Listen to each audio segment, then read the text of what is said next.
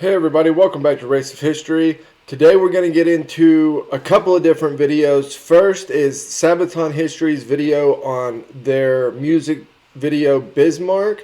I looked at that one day before yesterday, I think. The song Bismarck that they had, I really liked it. And Bismarck, the ship Bismarck is just a really great story. So I'm interested to see what they have to say about that.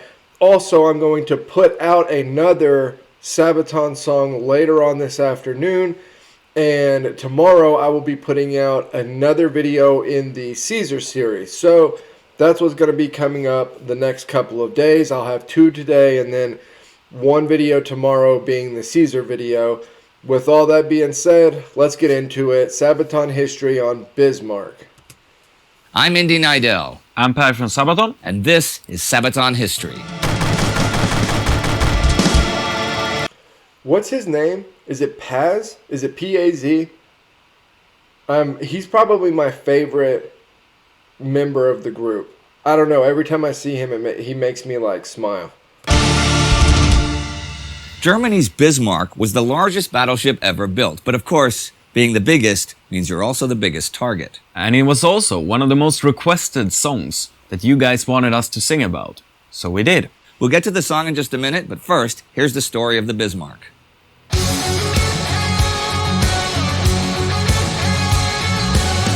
As the construction of the two Bismarck-class battleships began in 1936 in Germany, Britain was anything but worried. By treaty since World War I, Germany could not have any battleships that could challenge France and Great Britain. In 1935, Hitler had even voluntarily agreed to limit the total tonnage of his navy, the Kriegsmarine, to 35% of the British fleet. However, the launch of the first new battleship in February 1939 showed that not only had Hitler disregarded the treaty, the Bismarck class was something the world had never seen. That's what was so awesome. I say awesome. Yeah, awesome. That's what was so awesome about the Bismarck, is just how new and big and cutting edge and huge guns, everything about it was just awesome. So you can imagine if you're Britain, right, and your whole geopolitical prowess is based on your navy, right? That is what holds down your geopolitical position, is your navy. You have a treaty with Germany, this country you fought against in World War I, and we're kind of having this naval arms race with leading into World War I.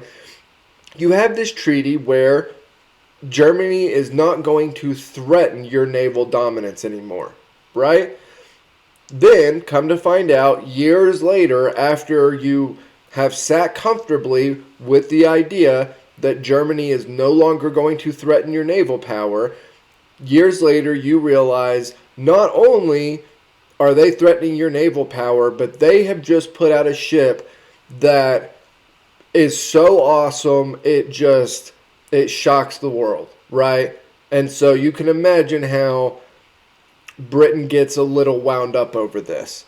Christened Bismarck by the granddaughter of Otto von Bismarck, Germany's first chancellor, the ship was, like its twin, the Tirpitz, 251 meters long and 36 meters wide, larger than anything the British or French had. Its 8 38-centimeter guns placed in 4 twin turrets were the biggest guns ever placed on a German warship. Additional medium artillery and anti-aircraft guns completed the armaments, while its range-finding center was top of the line. But it was not just strong offensively. If it was to go toe-to-toe with French battleships, as had seemed the most logical enemy in 1936, it had to be able to withstand some hits without going down. The main armor belt was up to 32 centimeters of super-strong Wotan steel. Its double-walled hull could absorb the shock from a torpedo and disperse it around the hull. The transverse bulkhead was between 11 and 22 centimeters thick and was segmented into 22 compartments that could be individually sealed in case of flooding. Its 12 high-pressure boilers and its munition chambers had an additional armor strength of 8 to 12 centimeters. All in all, with 44% of its weight dedicated to defense, it seemed impossible that this ship could be sunk. From the mist, a ship is taking form, and the silence of the seas are about to drift in. By the time the ship was officially commissioned on August 24, 1940, the war had turned Europe upside down, and it was British shipping, not French, that was the main enemy at sea. The German invasion of Norway had deprived the British of strategic positions in the North Sea. And if the German battleships Scharnhorst and Gneisenau could combine their strength with both the Bismarck and the Tirpitz, it would mean a daunting German battle group for the British to tackle. And as the battle for Britain raged in the air, German submarines targeted shipping in the Atlantic, Britain's lifeline. If such a battle group joined the hunt for freighters bound for Britain, Britain could be starved into submission. Food. And not only that, because yes, Britain is in a tough spot, right, with their shipping getting hit by the submarines. And it's not just that you're adding another battle group to come in with the submarines and do damage. It's that once they're in the open ocean, the Germans found this out with the convoy system. You would think that this big group of ships would be very easy to find, but in the whole of the ocean, they're actually really hard to spot, follow, and then take down. So once the Bismarck is through and out into the Atlantic, it's going to be hard to find, track, and bring the Bismarck to heel. And so it's just once it gets out, you don't know if you can contain it at that point, right? And so it's not just the wholesale slaughter that it can do to British shipping. It's also that the British don't know how long it will take to even find it again if it gets through and they lose it, right? Food rationing had already been imposed on the British public, and the German subs operating from French ports sank over 260,000 tons of shipping in August alone. This was exactly what Admiral Erich Raeder of the Kriegsmarine had in mind when he gave command of the Bismarck to Admiral Günther Lutyens. Second in command was Ernst Lindemann. The crew, over 2,000 strong, was not conscripts but volunteers from all over Germany. They were top-notch men. In the Baltic Sea, the Bismarck had its first training exercise against a mock battle cruiser, Hood. HMS Hood, built at the end of the First World War, was for a long time the British flagship and symbolized the might of the Royal Navy.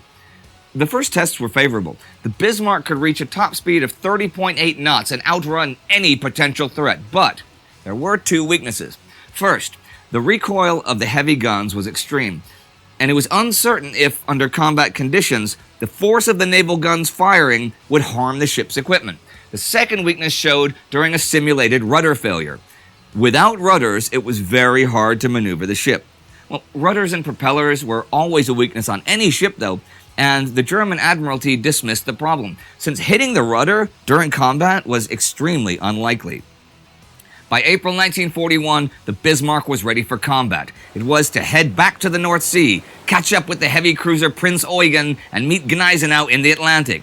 Raeder gave the order that over 3 months, it was to sink as many freighters as possible. The might of the Bismarck would allow the battle group to even attack guarded convoys. However, at the time, both the Gneisenau and Prinz Eugen were damaged awaiting repairs. The Bismarck waited. On May the 5th, Adolf Hitler visited the ship. Now, Hitler was a fan of battleships. He loved the design, but he had no knowledge of tactical or strategic naval warfare. He was, however, fearful when it came to naval operations. On the one hand, he wanted to protect and enhance the propaganda image of the mighty German forces. On the other, he wanted to avoid agitating the neutral Americans and their freight shipping. So the Kriegsmarine kept Hitler in the dark about his plans. On August 18th, the Bismarck and Prinz Eugen were to secretly head into the Atlantic.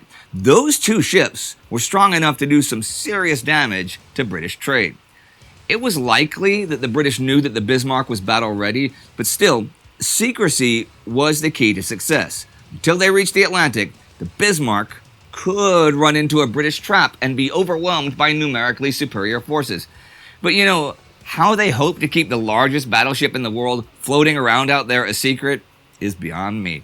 Anyhow, the 20th, the Bismarck was spotted, and a day later, members of the Norwegian resistance observed the German ship hiding in the fjords. They informed the British. Now, Admiral Sir John Tovey, aboard the new flagship King George V, was chief of the British Home Fleet. He was ordered by the British Admiralty to locate and engage the Bismarck. That ship was not to reach the Atlantic, period. Tovey could not, though. Yes, spoiler alert, it's going to reach the Atlantic. And yes, it is a massive ship. Along with Prince Eugen, it is, it's two massive ships. And with the Bismarck specifically, it's a mammoth. Like, it's on a whole different playing field to most of the other ships, right? Especially with the guns that they put on it that were totally against any treaty that had ever been signed or thought about or anything. Those guns that the Germans put on it were too big for it, but they go ahead and put it on there, and Indy's right. There is a fear that it would do real significant damage in the Atlantic. Again, though, the whole thing is it doesn't have to be stagnant. Once it's in the Atlantic, it can go where it pleases. And because Germany takes parts of Europe very quickly once the war starts, then the Bismarck's in a position where it can kind of anchor in a whole slew of different places if it gets out there and going. So you really want to destroy it before it gets out there, and you certainly don't want to lose it in the Atlantic. Know the exact route the Bismarck would take. So he ordered Vice Admiral Lancelot Holland to take the Hood and make for Iceland with HMS Prince of Wales to cut off the most likely path. Back home, the Kriegsmarine informed Hitler about Bismarck's departure on the 23rd. Hitler was furious and wanted to recall the ship, fearing that the pride of Germany might be destroyed, but rather assured him that everything was fine, especially now that the German invasion plans for Crete were finalizing. Bismarck would keep the British from sending additional ships into the Mediterranean. Spotted again by the evening, two British heavy cruisers, the Suffolk and the Norfolk, had taken its scent. And I mean that quite literally.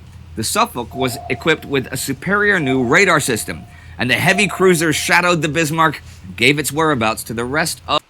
Yeah, so it's picking it up on the radar and signaling out to the rest of the ships in the area where they are in comparison to the Bismarck, right? So the Suffolk has a great piece of technology on it that was not super common at this time. Like you guys know, I'm sure, radar is hit and miss at this point. Like, it's a relatively new invention, and the different types of radar are... their dependency changes drastically depending on where it is and what you're following and a whole bunch of stuff. So the fact that the Suffolk has on it a radar that is able to follow the Bismarck even without visual confirmation is a huge advantage here. Of the British fleet. Bismarck also seemed to be pursued by bad luck. Not only could they not evade the new radar system, the first time they fired on the pursuing heavy cruisers, the recoil of the guns damaged their own radar system, so they had no idea what was heading their way. 2,000 men and 50,000 tons of steel set the course for the Atlantic with the Allies on the hill. It was the Hood and the Prince of Wales.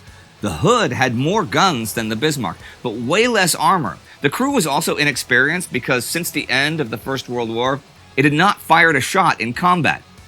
The battleships closed in on each other. The first to draw blood was the Prince Eugen, hitting one of the Hood's munition chambers. And then, just as the Hood was turning to bring its aft guns to bear, the fourth salvo from the Bismarck smashed into it, punching through its armor and detonating inside the ship's main munition chamber.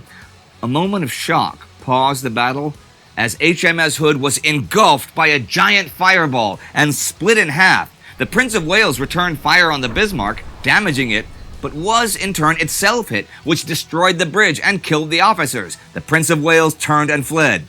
Admiral Lutyens decided not to pursue, but to check the damage on Bismarck.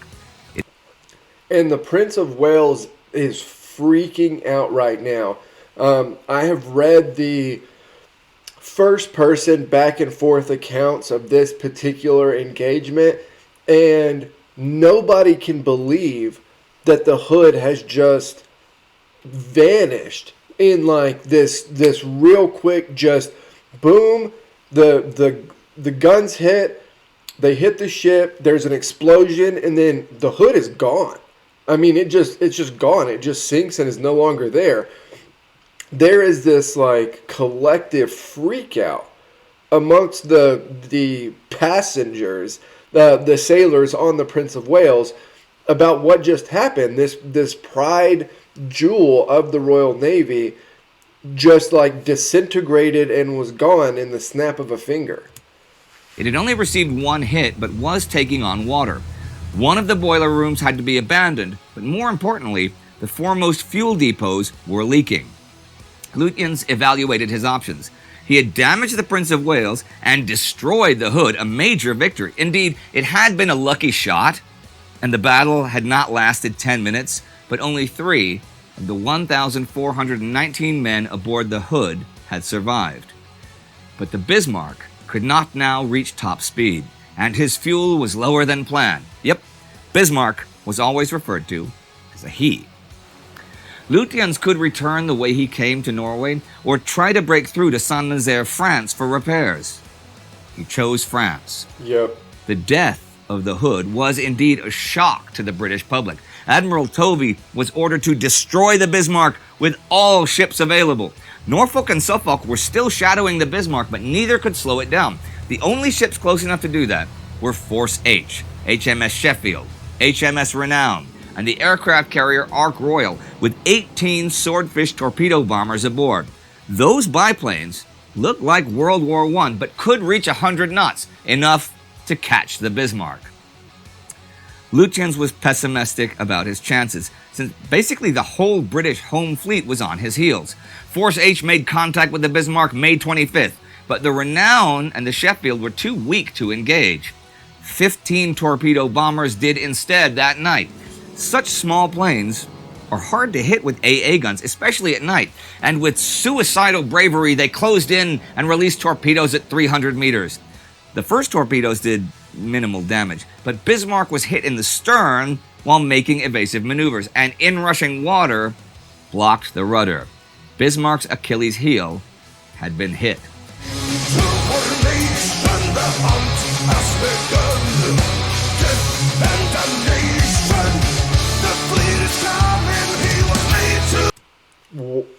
I love the song so much. Yeah, so once the hood goes down, you have this collective freak out from the British, and it was already a massive manhunt for the Bismarck, but it becomes a shoot to kill mission on that manhunt, right? It was a whoever can get there, whoever can find it and sink it. Sink the Bismarck, right? That was the directive given, was sink the Bismarck. So you have this aircraft carrier and these planes, and remember, aircraft carriers are not long, right? Like they have not been around for a long time. This is a new important part of warfare, are these aircraft carriers, and it does a couple of different things for the British here. One, it allows them to not get into a complete naval battle with a mammoth of a ship that could just destroy and rip their ships to shreds, right? Not only did it keep them from having to engage in that way from the get-go, but it also allowed them to kind of fan out and find the Bismarck continuously, right? Because that's the thing, is you can have an idea of where it is, but even with the Suffolk and Norfolk, they lose it here and there throughout this tracking process. There are parts of this journey where they lose them on radar. And so when you have the ability to put planes up in the air, you can go basically send out search parties, right? And so you cover more distance, and obviously the planes are hooked up with torpedoes, and so it becomes a thing where you just have another method of attack, if you're the British, that the Germans don't have in this situation. Through the waves across the seven seas. Engineers tried desperately to find a solution, but the water pressure was too high to send in mechanics. The situation seemed hopeless as the British ships closed in. Admiral Lutyens radioed Berlin, "Ship disabled. We will fight to the last shell. Long live the Führer." Tovey planned to engage the Bismarck from all sides, with the battleships King George V and Rodney attacking from the west, while the Norfolk would come in from the north and the heavy cruiser Dorsetshire would attack from the east. In the early morning of the 27th, they sighted the slowly swaying Bismarck. Rodney and George V opened fire. Bismarck returned fire, but soon 2 of his turrets were knocked out of action. A shell hit the artillery command center, killing the officers. Lucky hits, but decisive ones. Bismarck was blinded. The shelling continued, and by 9:15, Bismarck was a burning wreck. He fired his final shots just after 9:30 as his last turrets were destroyed. The flagship of the Navy, the terror of the seas. His guns have gone silent at last. The Bismarck was done. Of the 2,876 shells fired on it, 400 hit the ship in a little over half an hour. Now it was the execution of a helpless enemy. Within the ship, it was pure hell, from poisonous gases, fire, heat, cold water, oil, and blood from the dead and dying. At 10:15, Lindemann, since Lutyens was probably dead at that point, gave the order to abandon ship. This the men who could did, as shells rained down, killing hundreds of sailors. The Dorsetshire fired 3 torpedoes as the final blow, and Bismarck disappeared beneath the waves at 10:40. Just 115 of his crewmen would survive. Hitler learned about the disaster not from Admiral Raeder, but from the British press. The Kriegsmarine had refrained from telling him the truth, fearing his anger. And so ends the brief adventures of the Bismarck, the mightiest battleship of all. Again, the biggest ship makes the biggest target.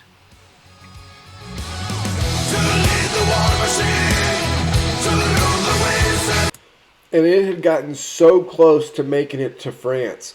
For how far out they were, and it's this race, right? This isn't framed quite the same way because they're kind of just laying out the facts, but it's a race for them to get to France, for them to get their fuel storage, and they have oil leaking. They're trying to get to France for repairs, and then you have the Sink the Bismarck directive given on the British side of it. So it's this race of, can the British get to the Bismarck in force before the Bismarck gets to France? And like I said, the radar on the Bismarck was a hit and miss affair throughout this traveling down through France, or to France. So it's really this high tension, planes up looking for Bismarck, ships, converging in on where they think this is, and the Bismarck going as fast as it possibly can to try to get into port, or at least get close enough to France that they have air support, right? And they got very close to that mark of having air support, but they didn't make it. The rudder gets damaged, and then that's you see what happened.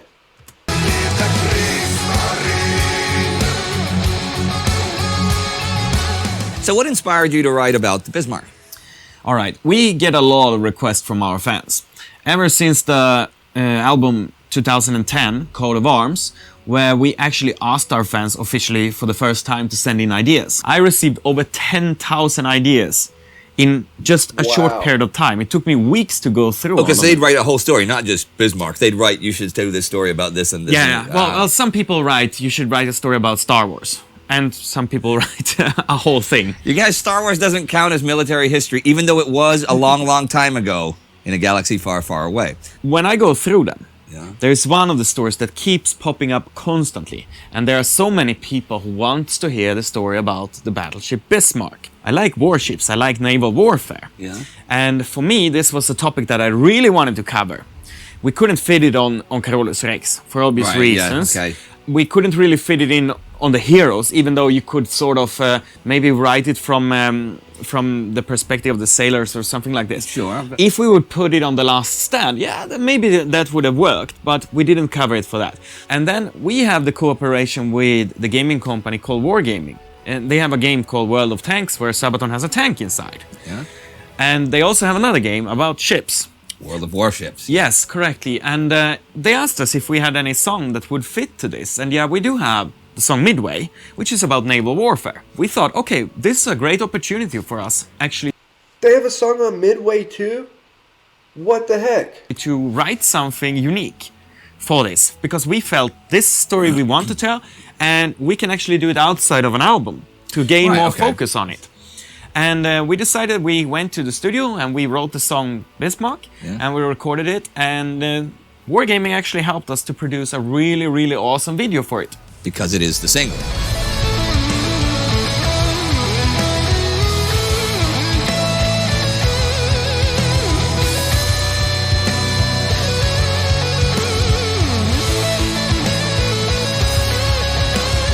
Well, how was it recording it, making the video and everything that goes with making a single and stuff?